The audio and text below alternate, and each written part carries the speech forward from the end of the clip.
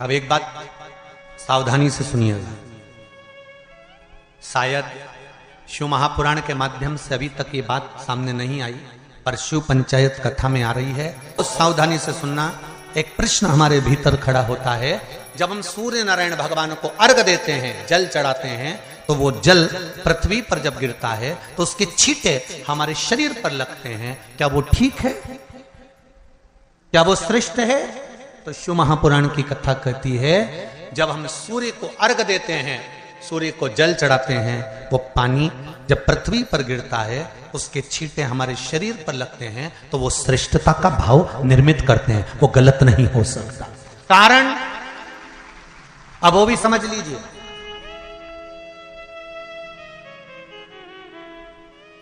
अब सूर्य नारायण भगवान को आप जल चढ़ा रहे हो, तो छींटे नहीं लगे, उसके लिए क्या स्टूल पे चढ़ के चढ़ाओगे कि कुर्सी पे चढ़ के चढ़ाओगे? अरे बोलो तो सही। अब कई लोगों के दिमाग में यह बात भरा गई कि हम भगवान को जल चढ़ाते हैं, वो हमारे शरीर में छींटे लगते हैं, जमीन पे से पानी गिरता है, वो हमारे शरीर को छींटे लगते हैं, भगवान को अच्छा नहीं लगता होगा। कौन ने कहा? पहले तो उसको पकड़ के ला। मेरे राम जी महाराज, मेरे भगवान कृष्ण, बड़े बड़े संत, साधु, सन्यासी, तपस्वी, साधक, उपासक जितने भी हुए, जिन्होंने सूर्य की आराधना करी, इन्होंने टेबल पे चढ़कर या कुर्सी पे चढ़कर जल नहीं चढ़ाया, इन्होंने पृथ्वी पर खड़े होकर ही, क्योंकि पृथ्वी तत्व के देव हैं शिव। जब हम मृत्यु लोक पर खड़े होकर, पृथ्वी पर खड़े होकर भगवान शंकर का भाग पृथ्वी तत्व को धारण कर कर जल को हाथ में लेकर जब समर्पित करते हैं, और जो जल नीचे गिरता है वो शरीर पर अगर लगता है तो हमको उसका आशीर्वाद ही प्राप्त होता है, दोष नहीं लगता। पर लोगों ने इसको विपरीत कर दिया। कि कौन ने विपरीत करा? कई लोगों ने इसको विपरीत कर दिया। कौन ने विपरीत करा? तो जो दूसरे धर्म के लोग होते हैं, जिनको हिंदू धर्म से नफरत होती है और जो हिंदू धर्म की पूजन, सेवा, अर्चना को समाप्त करना चाहते हैं, वो धीरे धीरे धीरे धीरे कहने लगे कि सूर्य को जल चढ़ाओगे तो शरीर में लगेगा, शरीर में लगेगा तो दोष लगेगा। इसको कह कहकर घर घर में सूर्य को जल चढ़ाना लोगों ने बंद कर दिया कि आप जल चढ़ाएंगे तो दोष लगेगा, शरीर पे छींटा लगेगा, शरीर को ऐसा लगेगा। ये दोष नहीं है। कितनी सुंदर बात है महाराज। सूर्य नारायण भगवान को जब जल चढ़ाया जाता है, हाथ सिर से 8 इंच की दूरी पर होना चाहिए।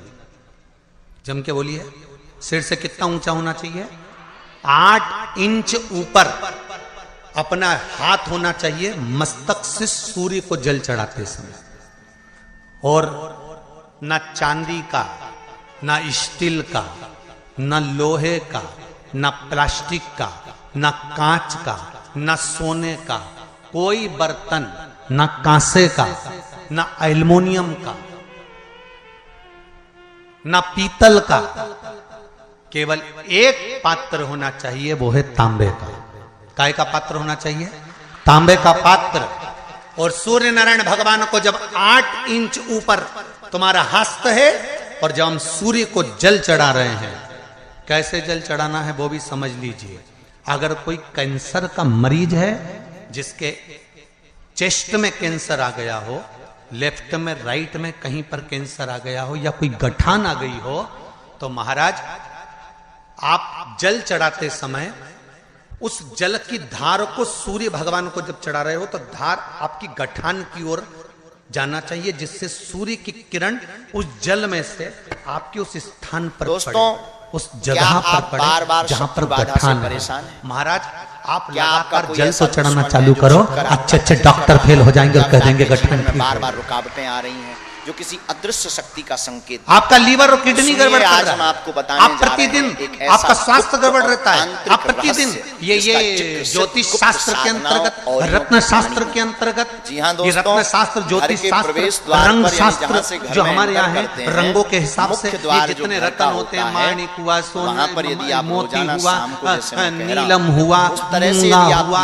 उखराज हुआ, ये क्यों कहते हैं? ये पीला है, ये सफेद है, ये नीला है, ये लाल है, इसको या शरीर फिर में और क्यों कोई पहनाते हैं? बाधा उसका आपके कारण सामने आ होता रही है कि जब शरीर में सारी पहनते हैं बाधाएं सूर्य की दूर किरण उसमें पड़ती है, साथ हमारे ही में शरीर पर दोस्तों, वो कलर का जो आपका इफेक्ट शत्रु पड़ता है, उस सबसे कलर पहले को उसका ही शरीर नाश पर है। लगता है, लेकिन और शरीर दोस्तों, पर इस लगता है प्रयोग तो को हमारा शरीर धीरे धीरे, हमारी जो इंद्रियां हैं वो सही होने लगती हैं, काम सही होने लगता है। तो आप कहते हो ना सब, मैं कौन सा नक पहनूं, मैं कौन सा मोती पहनूं, मैं कौन सा पुखराज पहनूं, मैं कौन सा नीलम पहनूं, वो ज्योतिष शास्त्र के अंतर्गत, रत्न शास्त्र के अंतर्गत जितने रत्न हम पहनते हैं ये केवल उस किरण के लिए ही तो पहनते हैं कि जो सूर्य की किरण मिले, उस किरण का प्रभाव हमारे शरीर पर पड़े। तो इन सबसे अच्छा है कि सुबह शंकर भगवान का नाम लो, तांबा का लोटा में जल भरो, 8 इंच ऊपर सिर से हाथ होना चाहिए, और सूर्य नारायण भगवान का दर्शन साधारण नहीं, जो जल तुम चढ़ा रहे हो वो जल की जो धार आ रही है उसमें सूर्य का दर्शन होना चाहिए, तो कैंसर की बीमारी कभी नहीं हो सकती।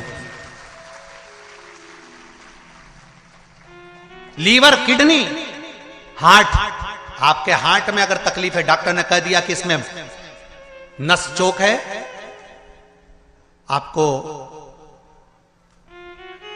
कहीं ना कहीं छल्ला डलेगा, आपको कह दिया इसमें कुछ ना कुछ प्रॉब्लम आ रही है, आप सूर्य को अर्घ देना चालू कर दो, सूर्य को जल चढ़ाना चालू कर दीजिए। आप सूर्य को जल चढ़ाओ, वो जल की जो तरंग आ रही है, वो जल जो निकल कर जा रहा है, उसकी जो किरण आपके हृदय पर, आपकी छाती पर पड़ रही है, नाड़ियों में पड़ रही है, नसों में पड़ रही है, उसका बल देखो तो शरीर 1 महीना लगातार चढ़ाओ तो 15 दिन 20 दिन कर तो देखो। क्यों राम जी महाराज जल चढ़ाते थे, क्यों भगवान कृष्ण जल चढ़ाते थे सूर्य को, क्यों दशरथ जी महाराज जल चढ़ाते थे, क्यों कश्यप ऋषि जल चढ़ाते थे सूर्य को, सारे 33 कोटि देवता, सारे ऋषिवर, साधु संत सन्यासी तपस्वी साधक उपासक सब भगवान सूर्य को अर्घ दिया करते थे। क्यों देते थे, किस लिए? सूर्य नारायण भगवान को जल चढ़ाते समय आपके पंजों की एड़ी ऊंची नहीं होना चाहिए, ध्यान दीजिएगा महाराज। आपका पंजा पांव का पूरा की पूरा जमा होना चाहिए भूमि पर। हाथ कितने इंच ऊपर? 8 इंच ऊपर होना चाहिए। जल जो गिरे, सूर्य की किरण, सूर्य का दर्शन उस जल की रोशनी में करना चाहिए। क्या होगा उससे? जिस बच्चे को आंख में चश्मा लगा हो, मोटे से मोटा चश्मा लगा हो, छूट नहीं रहा हो, तो थोड़े दिन उसको सूर्य का अर्घ चढ़वाना चालू कर दो और जल में से सूर्य का दर्शन कराना चालू कर दो। सूर्य का दर्शन जल में से 2 महीना 2.5 महीना बहुत है, आंख की रोशनी बढ़ जाएगी, चश्मा हट जाएगा। आप कर देखिए। अब एक प्रश्न और खड़ा होता है सूर्य को अर्घ देने का। गुरुजी, पंचदेव पंचायत में सूर्य नारायण भगवान शंकर की पंचायत में हैं। सूर्य नारायण को हम फ्लैट में रहते हैं, हम फ्लैट के अंदर रहते हैं, तो हम फ्लैट में रहते हैं, हमारे यहाँ अगर छज्जा नहीं है, हमारे यहाँ जगह नहीं है, तो हम सूर्य को अर्घ कैसे दें? तो महाराज खिड़की तो होगी, अगर घर में फ्लैट में पानी ढुलेगा और आप लोग नहीं समेट सकते तो एक बाल्टी रख लो, एक पात्र रख लो, पर सूर्य नारायण भगवान को अर्घ देकर रोशनी शरीर पर पड़ना चाहिए। जिंदगी में कभी कोई बड़ी बीमारी नहीं आ सकती। कितने लोग देते हैं सूर्य को अर्घ? जरा हाथ उठाओ। बहुत बढ़िया, बहुत जोरदार। पुरुष लोग भी देते हैं ना, चाहे बच्चे से बच्चा, बच्चों के हाथ में भी 1 लोटा पानी पकड़ाओ। घर में छोटे बच्चे हो ना, उनको तांबे का लोटा दो, पानी दो, जा बाहर खड़े हो जा, 1 लोटा पानी चढ़ा के आ। पहले दिन आप स्वयं बच्चे के साथ बाहर खड़ी हो, ओटले पर, घर के बाहर खड़ी हो, छत पे खड़ी हो या घर के बाहर खड़ी हो, और बच्चे से कह लो चढ़ाओ बेटा, देखो ऐसा हाथ 8 इंच ऊपर करिए, तांबे का लोटा लेकर पानी धीरे धीरे डोलना है। जैसे वो स्लो मोशन के सीन नहीं होते नाटक में, ये एकदम धीरे धीरे धीरे, बस नहीं तो मालूम पड़े छोरा छोरी एक साथ उंडेल के अंदर नहीं। जल चढ़ाते समय उस पानी में से सूर्य की किरण पड़ना चाहिए, सूर्य की किरण। एक बात और कहना चाहूंगा, अगर आप लोग स्वीकार करेंगे तो अगर कहीं आपको लगता हो कि बच्चा पढ़ने में कमजोर है, विद्या में कमजोर है, रिजल्ट अच्छा नहीं आ रहा, पढ़ने में कमजोर है, वो पढ़े, अपनी जगह पढ़े, वो कार्य करे, अपनी जगह करे, मेहनत करे, अपनी जगह करे। बच्चों को कह दो कि कुछ समय के लिए सूर्य को अर्घ देना चालू कर। सूर्य की किरण जहां पर ब्राह्मण या हिंदू धर्म का व्यक्ति मस्तक पर तिलक लगाता है, भुकुटियों के बीच में उस सूर्य की किरण इस भुकुटी के बीच पड़ना चाहिए, परंतु पानी कम से कम ना करते हुए स्लो मोशन में धीरे धीरे गिरना चाहिए, एकदम धीरे धीरे। तो यहां एक रेखा सूर्य की किरण से पड़ती है। सूर्य नारायण भगवान को स्टील के लोटे से या चांदी के लोटे से या पीतल के लोटे से या प्लास्टिक के लोटे से या कांच के बर्तन से जल चढ़ाने से आयु छिन्न होती है। क्या समाप्त होती है? आयु। और सूर्य नारायण भगवान को अगर तांबे के लोटे से जल दिया जाता है तो आयु की वृद्धि होती है, और दिन भर में अगर कोई काम अटकने वाला है तो वो काम का रास्ता खुल जाता है और शरीर की बीमारी समाप्त हो जाती है। शरीर की बीमारी समाप्त हो जाती है।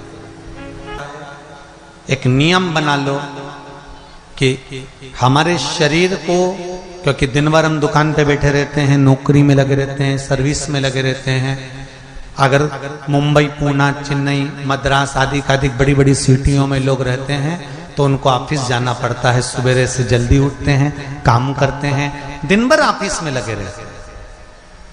व्यापार करने वाला व्यक्ति व्यापार करता रहता है, नौकरी करने वाला व्यक्ति नौकरी करता रहता है, धंधा करने वाला व्यक्ति धंधा करता रहता है, ठेला चलाने वाला, गाड़ी चलाने वाला गाड़ी चलाता रहता है। घर की माताओं को एक नियम चालू कर देना चाहिए। क्या नियम? क्योंकि जान है तो जहान है। बोलो सही है कि गलत है? शरीर में रोग आ गया, बीमारी आ गई और तुमने 5 लाख रुपए महीना भी कमाया, मान लो, एक सरल भाषा में समझ लो, 5 लाख रुपए महीना तुम कमा रहे हो, 4 लाख रुपए महीना तुम कमा रहे हो, और शरीर में बीमारी आ गई। अब वो 5 लाख रुपए तुम्हारे कमाए हुए किसी काम के हैं क्या? हॉस्पिटल में जाओगे, दवाई में, गोली में, जांचों में वो समाप्त होते चले जाएगा। तुमने कमाया किसके लिए था? अपने बच्चों के लिए। मेहनत किसके लिए करी? अपने बच्चों के लिए। परिश्रम किसके लिए करा? आगे बढ़ने के लिए। और मालूम पड़ा कि तुम बीमार पड़ गए, जितना तुमने कमा कर जोड़ा था वो सब तुम्हारी बीमारी में लग गया। तो ऐसा कमाना कोई फायदे का है क्या? कमाओ, दिल से कमाओ, जितनी तुम्हारी कैपेसिटी है उससे दुगना कमाओ, पर उसके साथ एक काम चालू करो कि तुम अंतिम क्षण तक, जब मौत तुम्हारे दरवाजे पर आए, तुम्हारी उम्र जब पूरी हो, तब तक भी तुम बीमार नहीं पड़ो। उसके लिए एक काम चालू कर दो, हमें तांबे के लोटे में पानी भरना है, सिर से 8 इंच ऊपर रखना है, सूर्य को अर्घ देना है, और जो पानी नीचे गिरेगा उस पानी में से सूर्य का दर्शन करना है। वो पानी जब हमारे शरीर के इस हृदय रेखा के सम्मुख से, इस कपाल रेखा के बीच में से, मध्य से उस पानी की धार जब सूर्य की किरण देगा तो हमारे शरीर में कोई बड़ी बीमारी, ना कैंसर, ना लीवर, ना किडनी, कोई अटैक पटैक आ ही नहीं सकती। मेरा बच्चों से भी निवेदन है कि आप अपने पापा से कहो, आप अपनी मम्मी से कहो, और बड़ों से निवेदन है वो अपने बच्चों से कहो। बुजुर्ग माताओं से निवेदन है, अगर आप अपने बच्चों को सुखी देखना चाहती हो, बीमारी में पैसा नहीं लगाना चाहती, आप अपने बच्चों को अंत समय अपनी आंखों से उसको तड़पता हुआ नहीं मरना देखना चाहती, तो सूर्य को अर्घ देना चालू कर दो। क्योंकि सूर्य की किरण जल के साथ जब इस शरीर पर पड़ती है तो शरीर में कोई बीमारी टिक ही नहीं सकती। ये श्रीमद् शिव महापुराण की कथा कह रही है। ये ज्योतिष शास्त्र कहता है, रंग शास्त्र कहता है। हमारे जितने ज्योतिष शास्त्र हैं, रंग शास्त्र हैं, नग बताते हैं, मोती बताते हैं, नीलम बताते हैं, पन्ना बताते हैं, ये सब क्या पहनाते हैं? रंग का क्यों पहनाते हैं? क्योंकि रंग का इफेक्ट इस शरीर पर पड़ता है। कपड़े कौन से कलर के पहन रहा है उसका इफेक्ट इस शरीर पर पड़ता है। उसी तरह 8 इंच ऊपर मस्तिष्क से तुम्हारा हाथ होना चाहिए, तांबे के कलश में जल होना चाहिए और सूर्य को देखकर उस जल की धार में सूर्य को जल दीजिए। जिंदगी में बीमारी तुमको नहीं घेर सकती, और बीमार हो भी गए हो तो 15-20 दिन करके देखने में कुछ नहीं जाता। बाद में मत करना, सियोर वाला हमारा झूठ बोल रहा होगा, उसमें क्या दिक्कत कह रहे हैं, क्यों बोल रहे हैं इतने? उसका एक कारण है, आज के समय में लोग 80 साल और 90 साल के होकर नहीं जा रहे भाई। आज के समय में लोग अटैक आता है, बीमारी आती है, कैंसर हो गया, शुगर हो गई, बीपी हो गया, 60, 70, 75, 55, 40 में लोगों के प्राण छूट जा रहे हैं। अगर ये पूरी पृथ्वी युवानों से जवानों से अगर विहीन हो जाएगी तो किस काम की? तुम्हारा कमाया गया धन किस काम का होगा? कौन कौन ले रहा है नियम? आज से नियम बना लो, एक तांबे का लोटा जल सूर्य नारायण को अर्घ देना है हमको प्रतिदिन। घर का चाहे छोटा हो चाहे बड़ा हो, जिस बच्चे को रोज बुखार आता हो, निमोनिया हो रहा हो, जिसका लीवर किडनी डैमेज हो गया हो, वो नियम बना लो, 15 दिन के अंदर 20 दिन के अंदर डायलिसिस में अंतर आ जाएगा तुम्हारे। तुम कर तो देखो, इस प्रभाव करे। बनाओ नियम। जिस नारी को रजो धर्म से जुड़ी हुई या गर्भाशय से जुड़ी हुई कोई बीमारी हो गई हो, वो नारी भी सूर्य को जब अर्घ दे तो उस जल को बिल्कुल स्लो एकदम धीरे धीरे गिराए, एकदम धीमा धीमा, जल्दी जल्दी पानी उंडेल के मत आना। सूर्य देवता को अर्घ देना। हो सकता है तुम लोग इसलिए भी नहीं दो कि लोग हंसेंगे, शर्म करेंगे, तो दुनिया हंसे, जब हॉस्पिटल में पड़े रहोगे तब नहीं हंसेंगे कि कमा कमा के मर गया, ले यहीं छोड़ दिया। जब भी तो लोग हंसेंगे। तो उससे अच्छा है दुनिया आग लगे बस्ती में, अरे अच्छे से बोलो जरा, आग लगे बस्ती में, अपन रहो मस्ती में।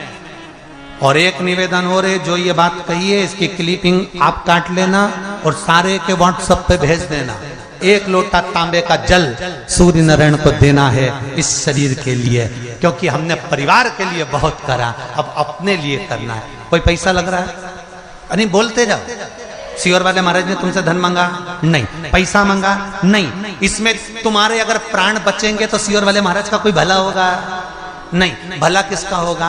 तुम्हारी पत्नी का सौभाग्य अमर होगा, तुम्हारे बच्चों का पिता उनके सामने होगा और माँ उसके सामने होगी। तुम्हारे लिए करना, या हमारे को कुछ नहीं चाहिए, तुम तो तुम्हारे लिए करो।